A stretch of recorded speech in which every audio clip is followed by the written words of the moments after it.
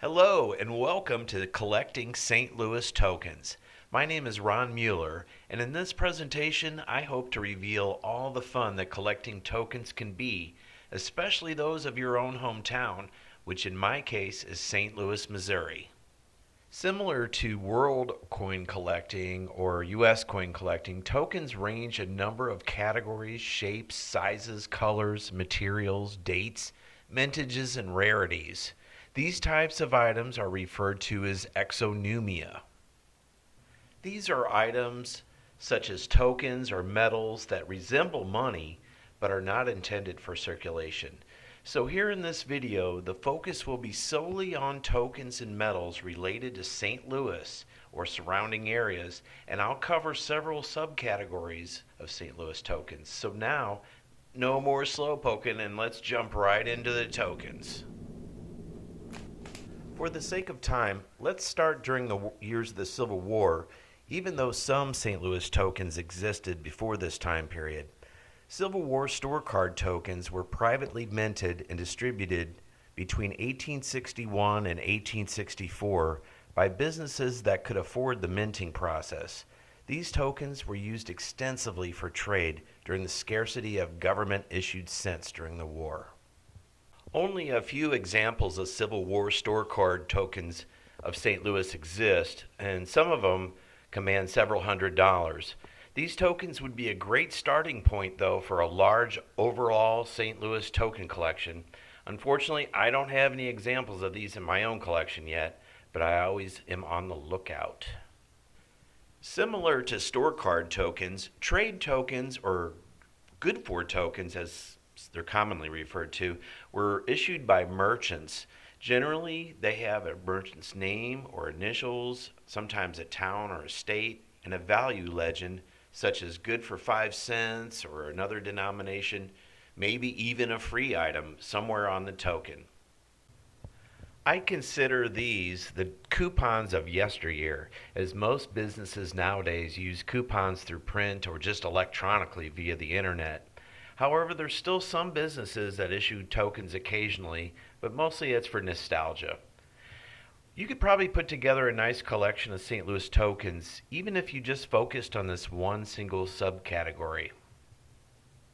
Here's one from my all-time favorite St. Louis fast food restaurant, Lion's Choice, and it's good for a free ice cream cone. Wow. Okay, let's move on because all I want to do now is have one of the roast beef sandwiches and a free ice cream cone. Here is another example of a good for token.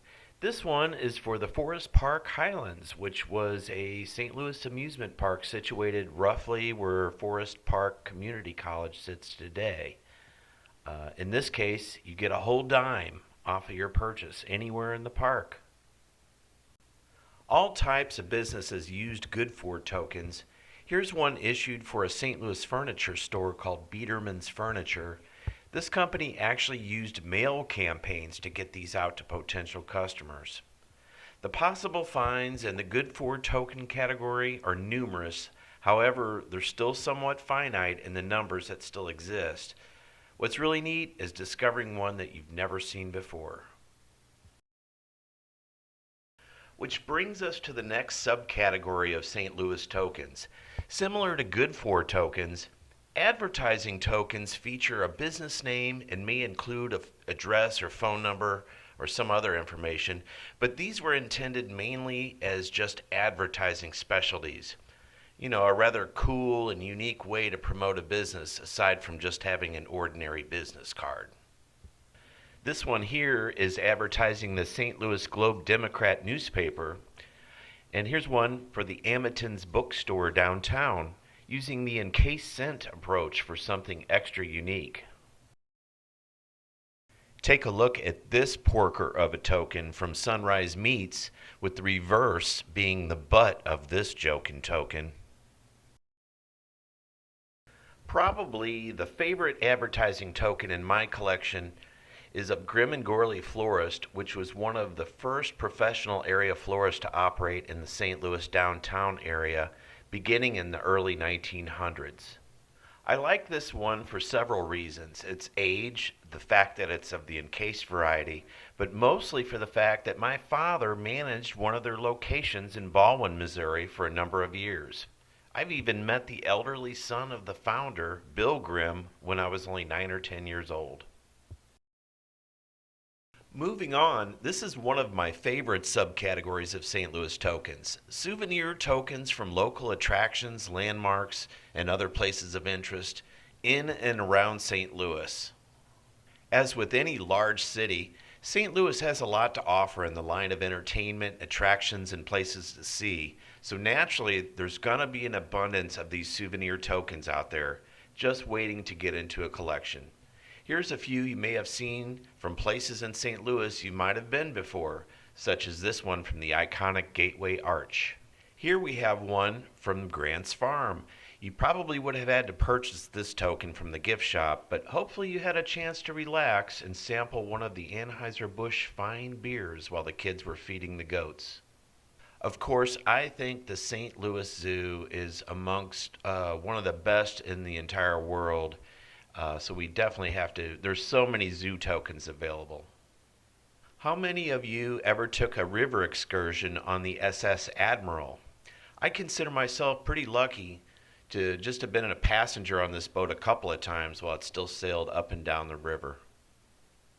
Though not located in St. Louis proper, I consider Six Flags of Mid-America in Eureka, Missouri to fit right in, and I consider it a St. Louis attraction. Growing up, my friends and I visited this amusement park quite often. Remember Injun Joe's Cave? This token has a special place in my collection. The St. Louis Arena. The venue has a rich history, starting as a venue for livestock shows, and of course the home of the St. Louis Blues hockey team. This is also the venue in which I attended my very first rock concert in 1979. There are scores of places in St. Louis to find souvenir tokens. I try to pick these up on occasions whenever I can. Now, let's get into the time machine and go way back to 1904. This was the Centennial Exposition of the Louisiana Purchase, otherwise known as the 1904 St. Louis World's Fair. In the 7 months that this lasted, nearly 20 million people from around the world attended the greatest of all fairs. Thousands of souvenirs were for sale to the visitors of the World's Fair, including dozens of exonumia items and medals. Collecting 1904 World's Fair tokens and medals have become the primary focus and highlight of my St. Louis token collection. Many elongated cents exist from this fair, representing the palace buildings and World's Fair buildings, and also what some consider to be the holy grail of World's Fair elongated cents, the pike. I've been told that there's only about 20 of these known to exist.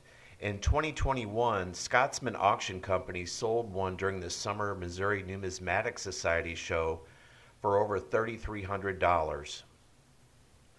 This token is one of the most common from the fair. It's an official souvenir token. These were struck in the U.S. Mint exhibit on the fairgrounds. They were struck in silver, bronze, and gilt bronze. Encased cents were definitely a new innovation back then because aluminum was a newer type of metal to be used for everyday items.